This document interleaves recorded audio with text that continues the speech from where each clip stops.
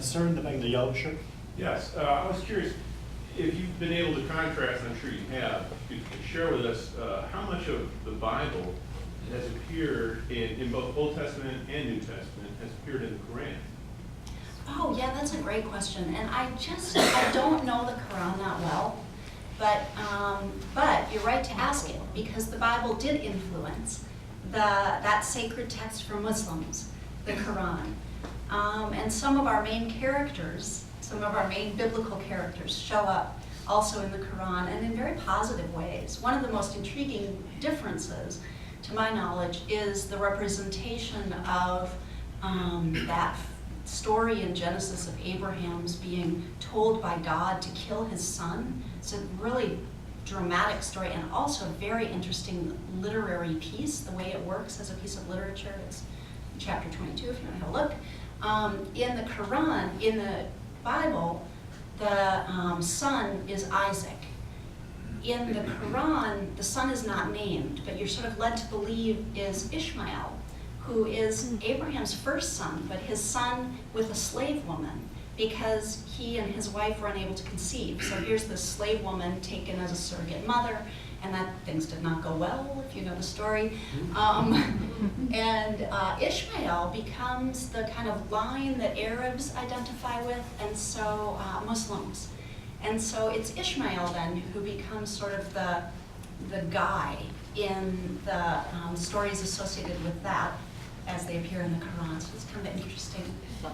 But all of these three monotheistic religions, or three religions of the book, Islam, Christianity, and Judaism, all look back to Abraham as their ancestor, which makes the tensions and the violence between them so poignant, that there is built into those religions a fraternal relationship or a sibling relationship.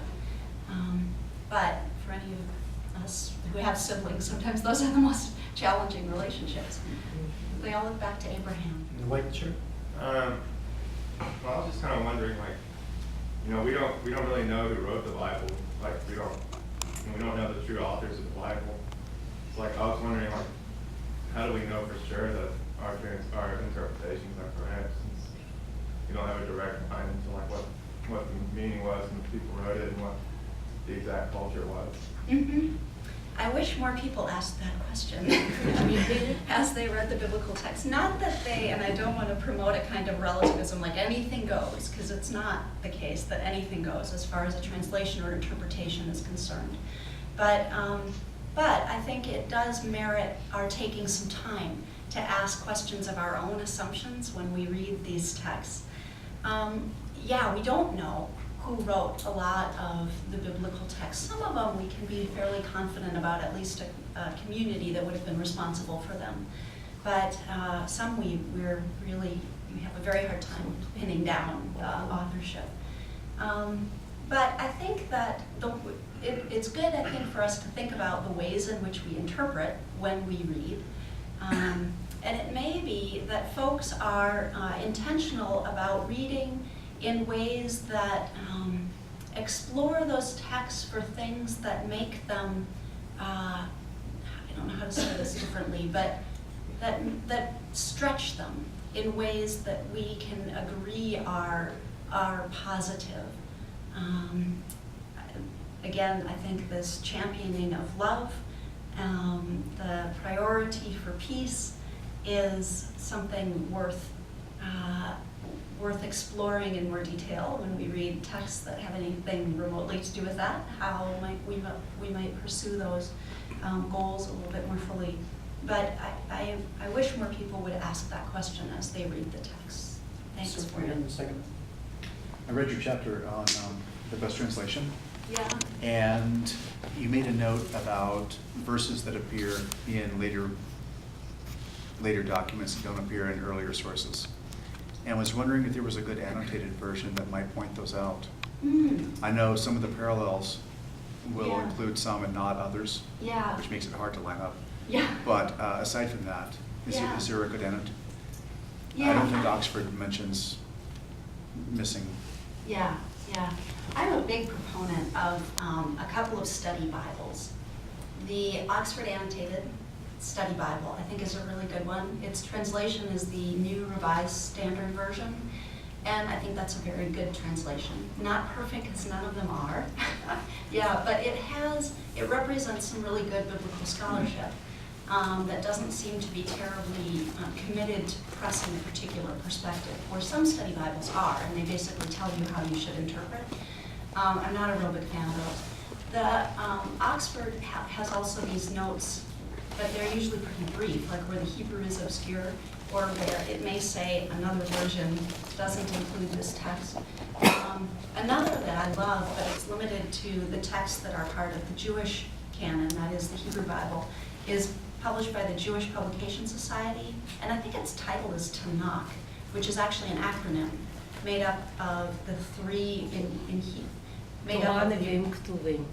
Yes, thank you. Excellent. The three parts of the three-part Hebrew Bible, Torah, Nevi'im, and Ketuvim, each of those words you may hear T, N, and K, make up Tanakh as an acronym.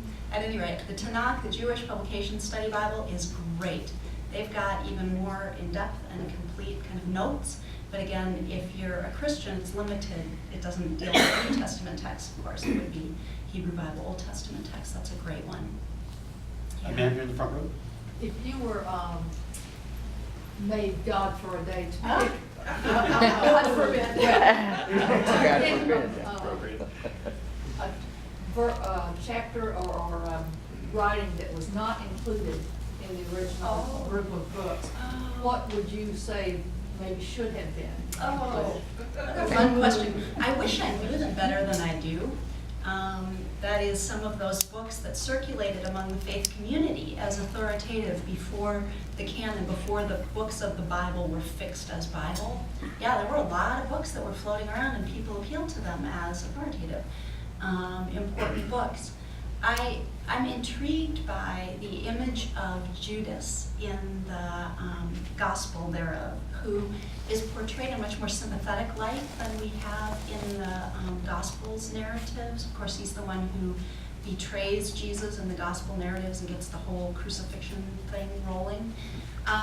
He is, I think, it's worth considering him in a more sympathetic light, insofar as if you believe that this was the trajectory down which God wanted Jesus' life and death to go, then he's right in there doing what he's supposed to do. So why then be damned to hell forever if he did what he was supposed to do in order to fulfill this grand plan that God had? If that's your Christian belief, then cut the guy some slack, you know? He's a facilitator, playing his role. So this was preordained by God for him to just move things along. Yeah, as and opposed to a that's true betrayal.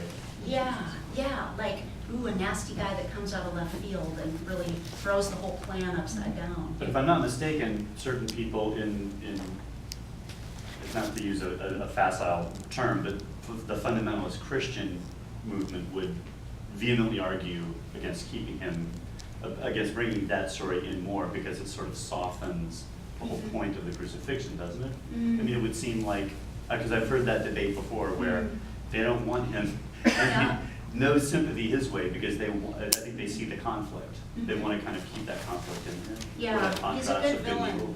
He's a good villain, and there's this association of him with Satan, that Satan had taken him over. So, you know, when you start cutting Satan some slack, and you're really in some trouble with this very dualistic way of thinking about good and evil. But I think that one could maintain, you know, a sense of, I'm trying to remember how you put it, with the necessity of his being the other.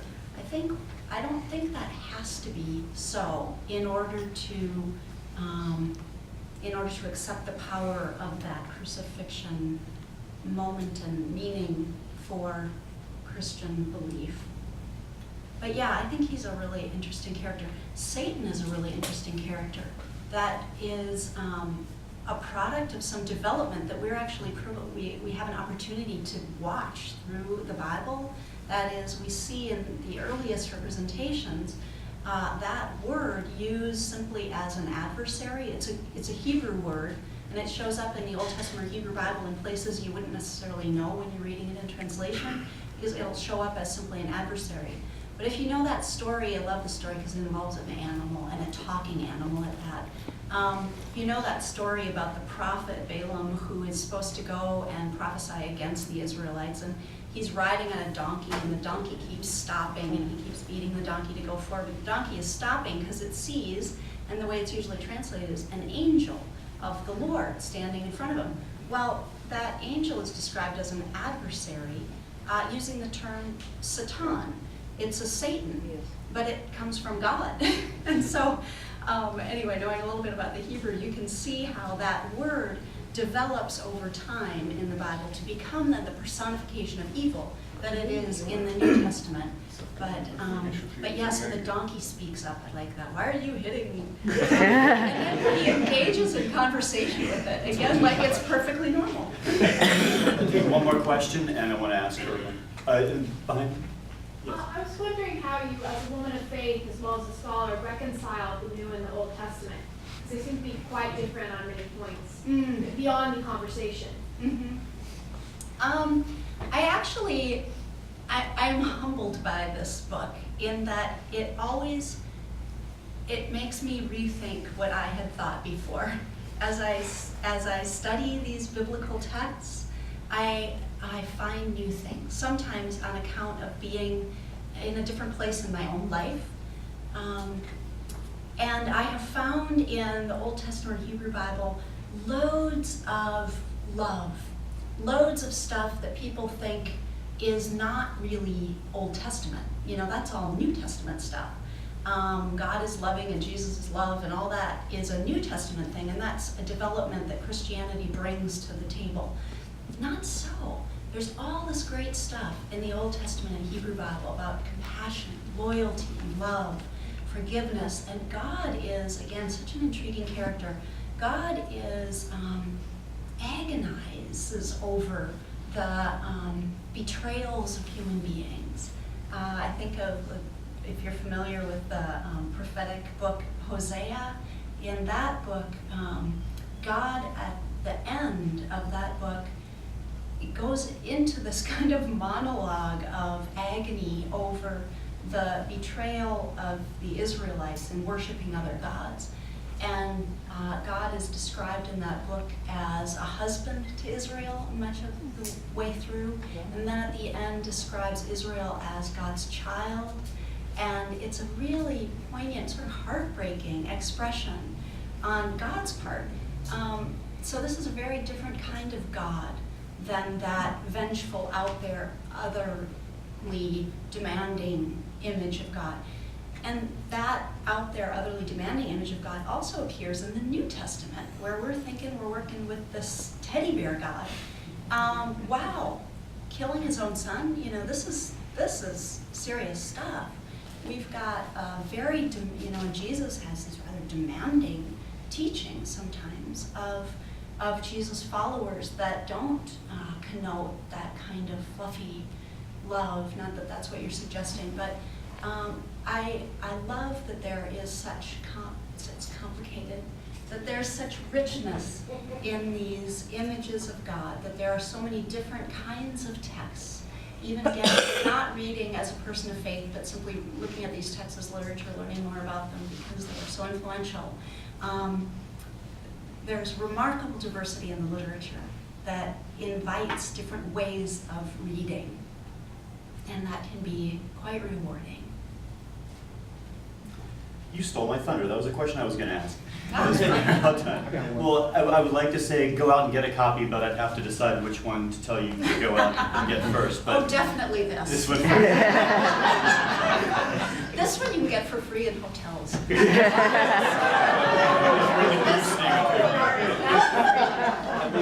believe stealing was covered in the Bible. Bible Babel, making sense of the most talked about book of all time. Kristin Swenson, thank you so much for joining us.